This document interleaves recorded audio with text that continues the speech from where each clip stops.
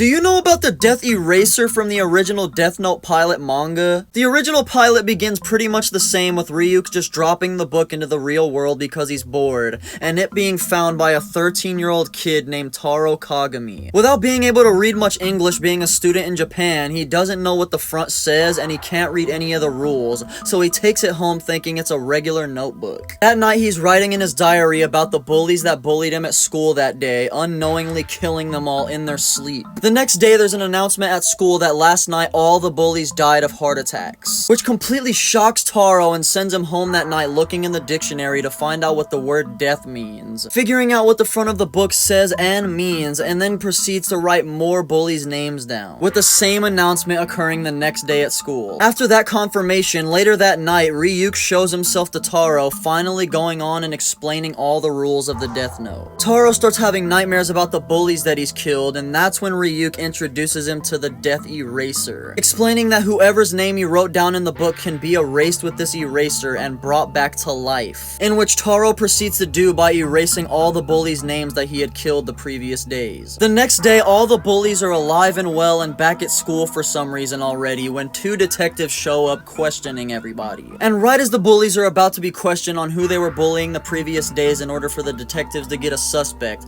that's when all 5 boys drop dead from heart attacks again, and then the 2 detectives do so as well. That's when Ryuk reveals that he actually dropped another Death Note for some reason, cause I guess he wasn't having enough fun, which makes Taro spring into action immediately knowing who has the second Death Note, and finding the kid literally right before he's about to write Taro's name in the Death Note. He prevents him from writing it and explains that he can undo everything by just using the Death Eraser, which he does do to erase everyone's names. So with the 2 detectives back alive, that's when Taro and the kid decide to go to the precinct with the Death Note and hand it over, deciding it's too dangerous. They don't believe a word they say, so Taro decides to prove it to them by having his name written in the Death Note, which they then erase and bring him back to life. They believe it, and they themselves also believe that it is too dangerous in human hands, and they throw it in the fire, destroying it. But remember, there was 2 Death Notes, so skip ahead 7 years later, where we see Taro as a grown-ass man, with the Death Note basically being a legend in the world now, and him looking down at a survey in a newspaper asking what you would do with the Death Note,